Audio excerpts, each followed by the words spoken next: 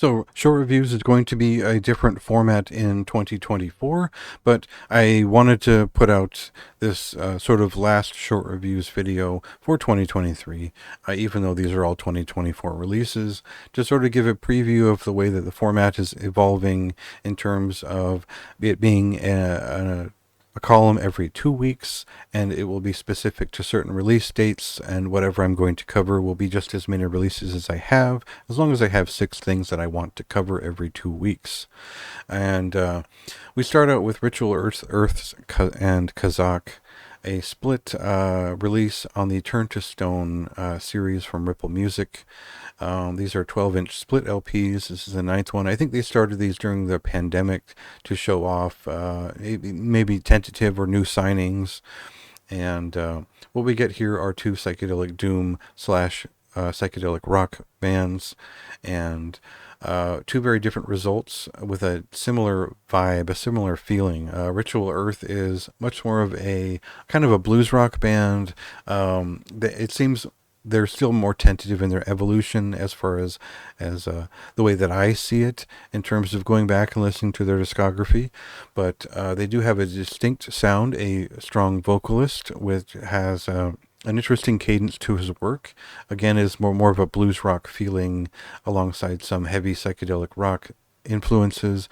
They do use keyboards fairly heavily, but not in in a typically kind of Deep Purple kind of way. And that's an interesting enough side, but I think Kazakh were maybe more my speed.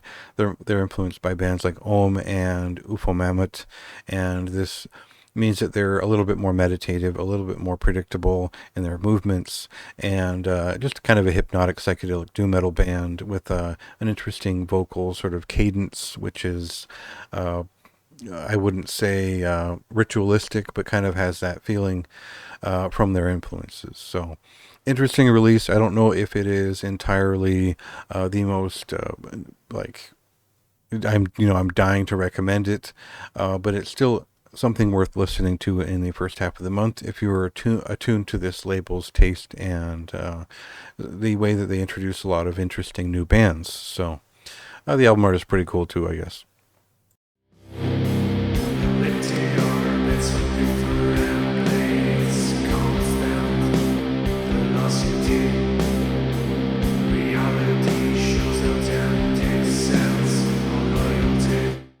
On January 12th, we have what is technically a debut full-length from Kalamazoo, Michigan-based noise rock duo Bronson Arm, and it's not really a debut LP. It's just a compilation of their first EP, Tosser, from 2021, and then side B is all new material. And these were obviously recorded at different times in different studios, and they result in different philosophies in terms of both songcraft and production values, where the guitar work is very fiddly, layered, and heavily nuanced on the first side, the Tosser split, or the Tosser LEP. The second half, side B, is noisome. It is more aggressively noise rock. It is full of guitar noise and screeching, and more frustrated and angular pieces, which are both more aggressive and miserable. I couldn't really decide which side I liked more.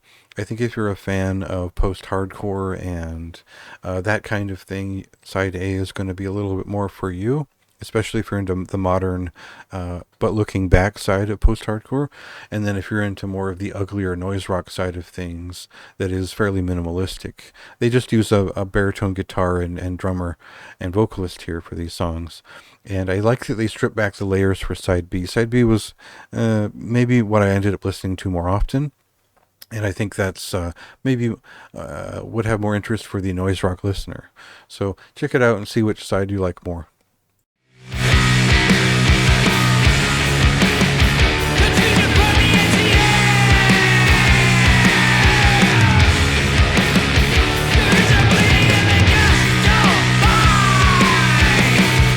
The Foam of Despair is the sixth full-length album from Morning Dawn, a Paris, France-based blackened doom metal quartet who have strong influences from melodic death doom metal.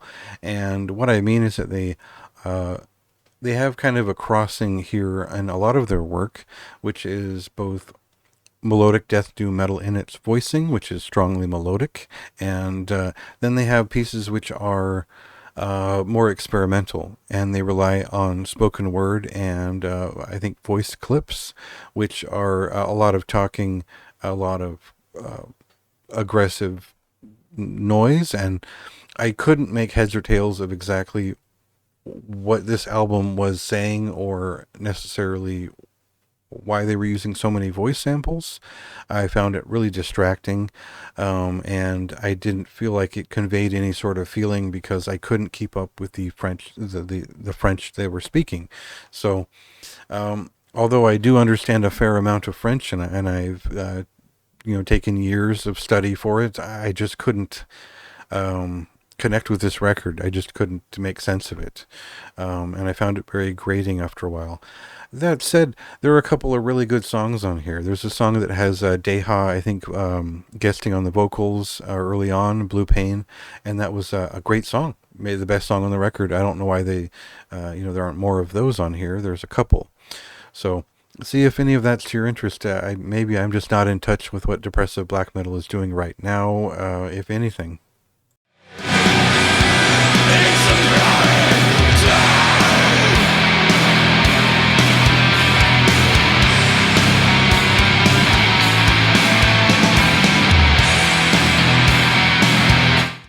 So I never want to seem dismissive of young artists that are making modern music and learning from the past, making their own thing out of it, and making music that speaks to them, especially when it comes to the way that artists who are interested in both hardcore and brutal death metal and how they confuse those things. And in a lot of ways, the Hooked from Iron Front, this Oakland, California based quintet, definitely has like the maggot stomp feeling to it. There is a cavernous brutal death metal sound applied to what is essentially beatdown hardcore, and they're pretty good at these sort of almost hip hop feeling beats that push you through these songs. And that's a sound I've been listening to forever. I think that it is. It all comes down to whether or not you're good at the beatdown part of it, or if you're pretty good at the death metal part. And I haven't run into a lot of bands that are good at both. And I would say that these guys are much more attuned to the feeling of beatdown hardcore and where it is at present. And I think that when they do get with it and they do show up with some riffs on like the Slam of '87 and a couple of other songs on here, it is clear when they're at their best, and it is clear when they're just kind of chopping away at pretty boilerplate ideas. And I've got similar like criticisms for like Cruelty and bands like that. So I mean, maybe it's not always my thing, but I do think this was a pretty strong example of a young band that have tightened up their craft. They do have riffs, but I think that if they really want to lean into the brutal death thing, they kind of have to change the beat, as so to speak. And I think that was my only issue, was that it just felt like beat down hardcore with kind of the hip hop beat push to it, and it never really got to a serious brutal death metal standard outside of the aesthetics, and those are all pretty graphic and interesting. So it's a cool band. I just don't. There's nothing that I definitely need about this. I just think that it's cool. It's a cool thing to listen to. That I've heard it before.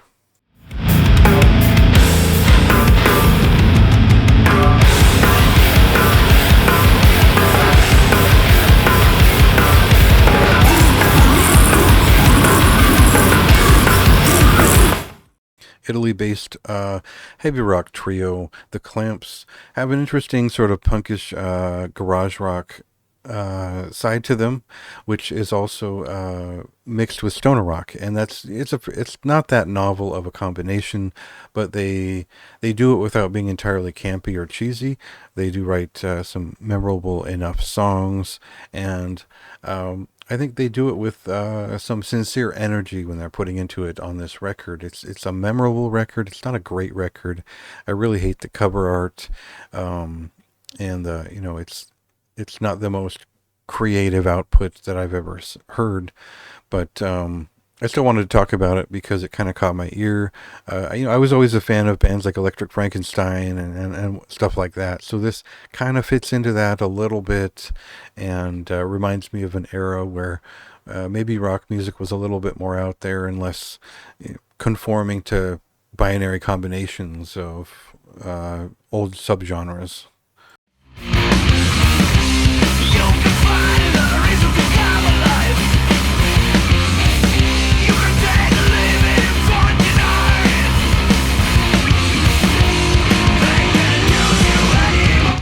So one of the things I'm sort of figuring out how to do things differently with on this type of column is to give you some choices that I'm just not going to end up reviewing, and so I don't really know how to talk about these records in a way that will convince people to sort of listen to them, and I think that generally I know what all of these things are. Like, Domination Campaign is a death metal record from members of Psychroptic, and this is their second record, and it's the vocalist and drummer from Psychroptic, and it's not really straightforward, but it is pretty straightforward. It's like a melodic metal influenced take on death metal, and it's interesting, but it's not really my thing. I couldn't really connect with the record. Um, you know, Escuela Grinds to Death Metal, however you'd pronounce that, is part of a series of EPs they're doing as they explore different styles. And this is just a short EP. It was a little bit short to talk about and do a full review on. As you might have seen, there's a preview song that has a kind of a dual performance with Barney Greenway from Napalm Death. I think Escuela Grind is great. It's a cool band. They're kind of all over the place. Every record is different, but there's a ton of energy. So it's not that I didn't like the record. It's just there's not a lot to talk about. And then Linnea Hurt Yen and her I think debut full-length album Neo Sistar is a vocal Scandinavian folk record. It's a beautiful record. I just don't think a full review made any sense coming from me other than saying it is a beautiful record.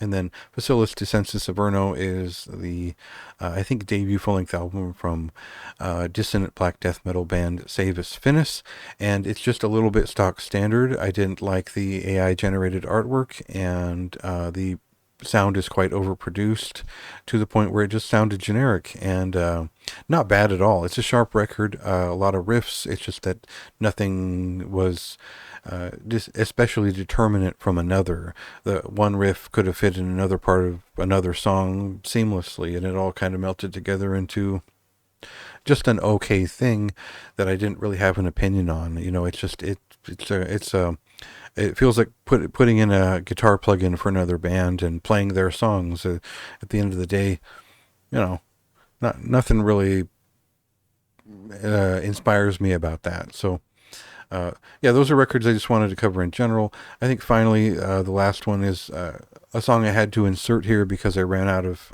There was a record I decided not to cover, and so Resin Tomb's Cerebral Purgatory made it here. This is coming out on the 19th. This is a combination of kind of death grind and sludge. And if you're a fan of Vermin Womb or Wake in kind of their transition between dissonant death metal and death grind, you'll appreciate what Cerebral Purgatory is doing here. There are elements of sludge, but it's not really a slow down and get atmospheric type of record. It is a grinding dissonant death metal record overall, and one which it's just wall to wall shouting. And I think that's something that I've never appreciated about grindcore or sludge. So the way they fuse here it's cool. I think that they're pretty good at what they do, and it's you can see from the score, this is a pretty solid record. But it wasn't something that I wanted to return to time and time again to soak into. It's just kind of a blaze through it and appreciate the cool impression that it makes. It's kind of a great album cover. It's a great production value on the album, and it makes a pretty good showing, but probably not a lasting release for my own taste.